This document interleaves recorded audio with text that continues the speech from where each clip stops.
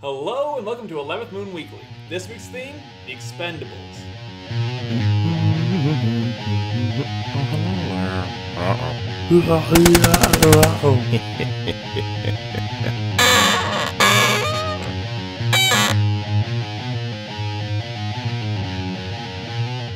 I went and saw Expendables 2 opening weekend, and I wanted to share with you guys.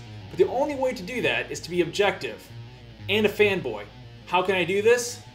These are my fanboy glasses. When I put them on, I become two separate people. Objective Brian and fanboy Breen. Here we go. Here we go!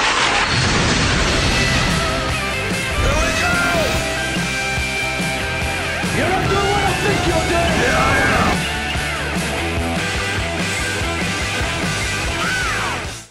Hello, this is Objective Brian, and I saw the Expendables 2 as well. Now, I went to go see the Expendables knowing that it was an action movie. I just didn't realize how much of an action movie it really was. I mean, it was an hour and a half of guys running around with guns and yelling. That's it. I mean, an hour and a half of guys running around with guns and yelling one-liners that were cheesy at best. Speaking of, the characters really had no development. Neither did the story. And for that matter, the story was predictable. Now granted, if action movies are your type of movie, by all means. As for myself, I only give it a 2 out of 5. Oh my god, Expendables 2 was awesome. That movie was seriously in my top movies of the year so far. Why? Oh, I don't know. Every freaking action star known to man in one movie, delivering one-liners and just extreme action. The movie opens up with just a gunfight like you would not believe. Oh my god, that movie was freaking awesome. Alright, here's the deal. When you have actors like Sylvester Stallone, good actor, great action star, with Arnold Schwarzenegger, holy crap, it's Arnold Schwarzenegger. And then, oh, who's that I'm bringing up there? Bruce freaking Willis. The big three. And there's this scene where they're all together going, and I'm just like, oh my god, it's the coolest freaking movie of the year, bar none. There's just like, oh, the one-liner. I don't want to ruin any of them for you, but I will have to give you one. He's like, I now pronounce you man and knife. And just stabs this guy. I'm like, holy shit! This movie is awesome. Go out and see it. I'm gonna see it again. Just send me a message. We'll go out and see it together. It's just freaking awesome. I cannot recommend this movie enough. 5 brains out of 5. You know what? No. Another 5, 10 brains out of 5, make it a double that, 20 brains out of 5, because this movie has so much kick-ass action in it that I can't contain it in just 5 brains. Well, as I said, the only fair way to do this was to split myself into 2 people, because there's a strong fanboy part of me that just loves this movie, but then again, as an actual standalone movie, I know what it is. But put them together, they average out to a solid 4. So, in reality, I will give this 4 brains out of 5.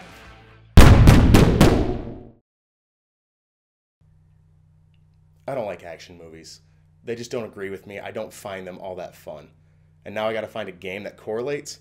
So, I went with the Expendables 2, the video game.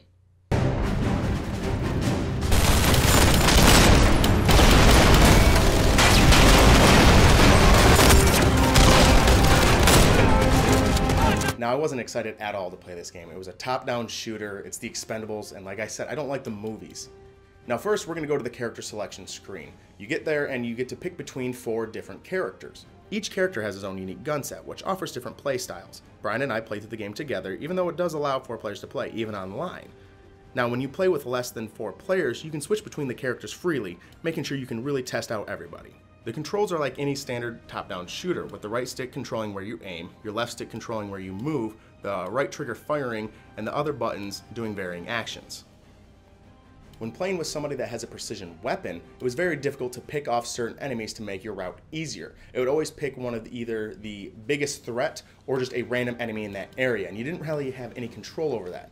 Now, when you were actually just shooting with what Brian was using was a grenade launcher, it wasn't all that bad because you shoot into the area, everybody blows up. But for somebody with a sniper rifle, it was very difficult and very annoying trying to pick off the certain people that would make your game easier. With the different gun sets and the controls, this creates a degree of strategy. Brian would go up with Terry Cruz's character with a grenade launcher and blow everybody up. I would stay back with the sniper rifle and try and pick people off. Visually, the environments changed drastically throughout the game, but it was welcome, going from shooting from inside a warehouse to out in the rainy jungle to in the middle of a desert. There's always something different, and it always looked really good. But in terms of level design, there was a slight annoyance, was there's no varying path. You couldn't take the low road or the high road, it was all just straightforward. No matter what, you're going the way we designed. One way they broke up the monotony of the game is they introduced rail shooters as different levels throughout it. Now, we didn't really consider them levels. We thought they were more bonus levels. It was just run through with a chain gun and a rocket launcher and blow up everything. You couldn't die, but you did get experience that you could spend on upgrading your weapons and your health. Now, one of the levels starts off as a stealth level. You're told not to make any noise, you're told not to go into any lights, and you're trying to just stay dark, stay quiet. But there's a problem. One, you'd walk, and the lights would just pop on. You wouldn't be anywhere near a light, you wouldn't be making any noise. They'd all pop on, and everybody would be on you. And then the second one was your AI would run through, making noise right through the middle of the lights.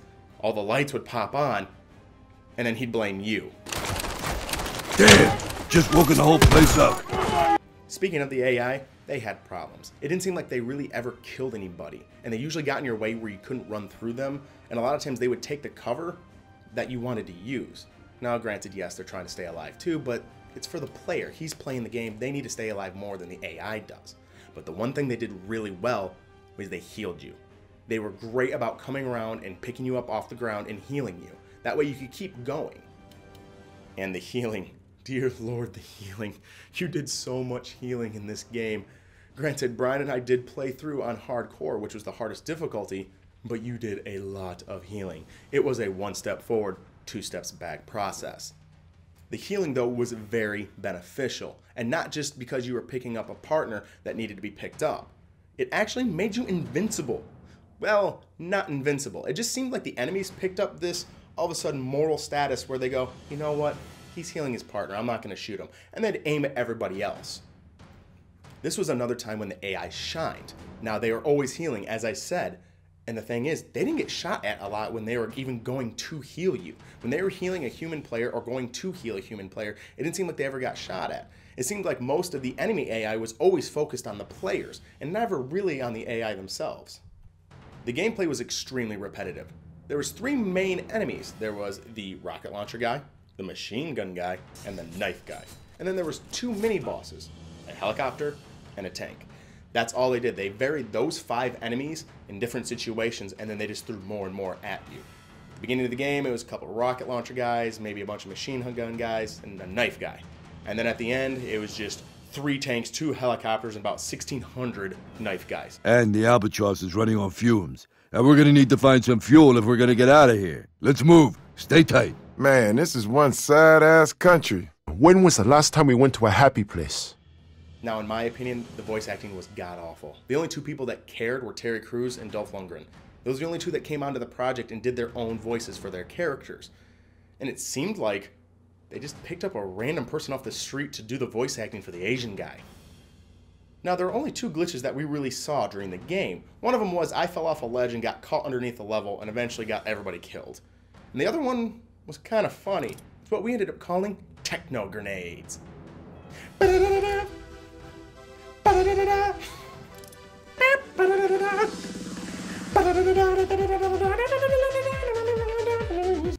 of the other things we noticed right in the middle of the game was the music. Wow, was it special.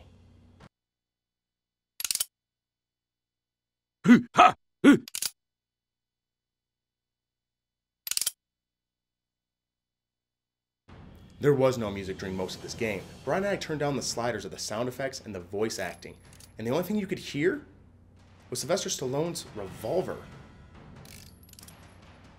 Overall, this is a standard top-down shooter, but you get a lot of bang for your buck. Now, Brian and I sprinted through this game on the hardest difficulty, and it took us 8 hours. 8 hours. If you go through and play this game like a normal person, this probably is going to extend this a lot. And we probably think this is going to be a lot more fun if you actually have 4 people playing. So, at the very end of this, for the amount of money that you're paying to get this game, I'd say I'd give this a 3 out of 5. In honor of the Expendables, we decided to go out to a gun range. It's the most American thing we could think of. And we're here with our gun expert, Michael Schultz. How you doing? So we're going to be shooting some guns today. What are we going to be shooting? Well, we got a few guns for you today. We got this one right here. This baby right here is a Colt 6940. It's an M4. It shoots a 223 round or a 5.56 NATO round for the military. It's a law enforcement carbine. Law enforcement carbine? Does that mean that only police can get those now? Oh no, they actually stopped releasing them as law enforcement about a year ago. So the public can't get them anymore, but I got it before they went out of style. Fantastic. All right. So what other guns you got for us? I got a Remington 870 shotgun right there. I'm gonna shoot a couple of flyers down. All right. Any others? I got 2 handguns for you to shoot today. We got the 2 handguns. 2 handguns. We got a 45 caliber and a 44 Magnum. 44 Magnum, like Dirty Harry style? Exactly. Fantastic. All right. Well, in that case, let's go to the range. Get to shooting. Yep. Wait, no, one quick question though. Why are we practicing shooting so much right now? Oh, you want the serious answer? No, we want the real answer. Zombie apocalypse. Zombie apocalypse. Zombie apocalypse.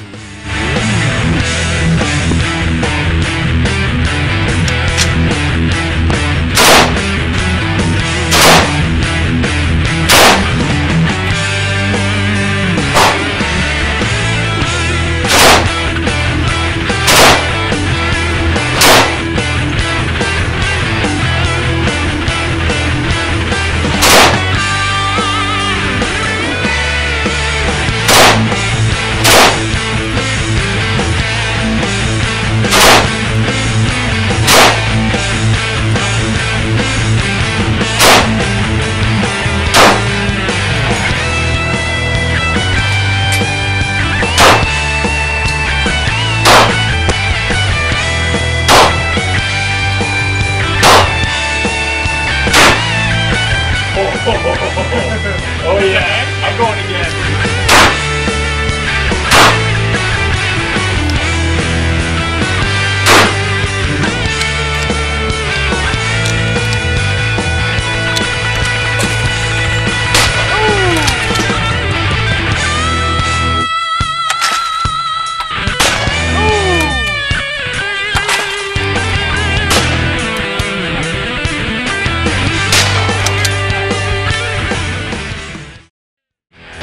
Time for another 11th Moon challenge. This time, brother versus brother. I'm going to take the targets on the right. He will take the targets on the left. Those circle ones right there. Now, I am not an experienced shooter, but I'm going to give this my best, so here we go.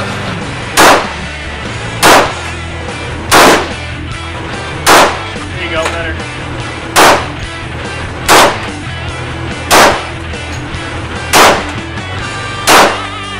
You're out. Damn! One! Got one!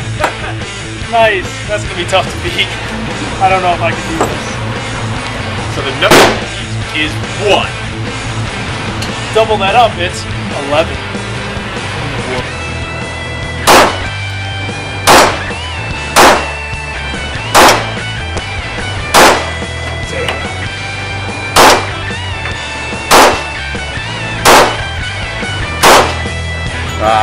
Damn it! That one rescue target.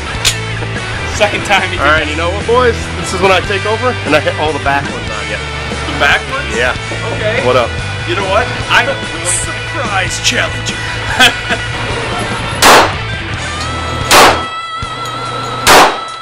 On to the next one. That one's not doing it.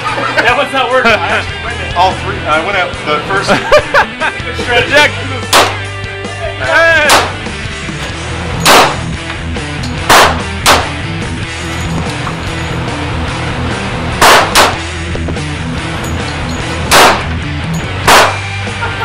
Tied you on the deeper ones. You're worth more. Yeah, so Technically, Mike wins though. So Craig, is it true that you're going to knock out the final 3 using that gun there? Yes. Okay. You have how many shots in that gun? I've got 6. I'm gonna use 6 shots. I'm gonna hit the top 3 with my first 3 shot. I'm gonna knock out the other 3. All right.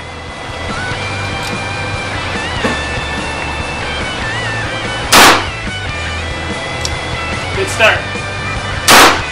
Woo!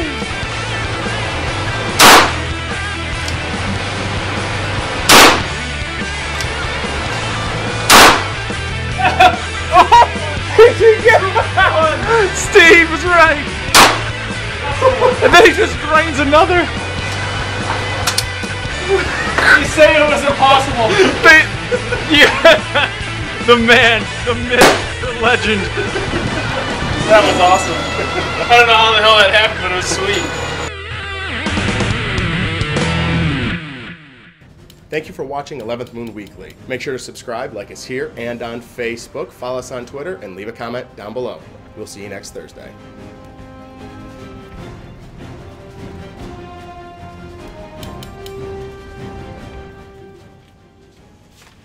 Hey, we need somebody to do an Asian accent. Can you try out for me and just say the word Rachel? Rachel! You're in.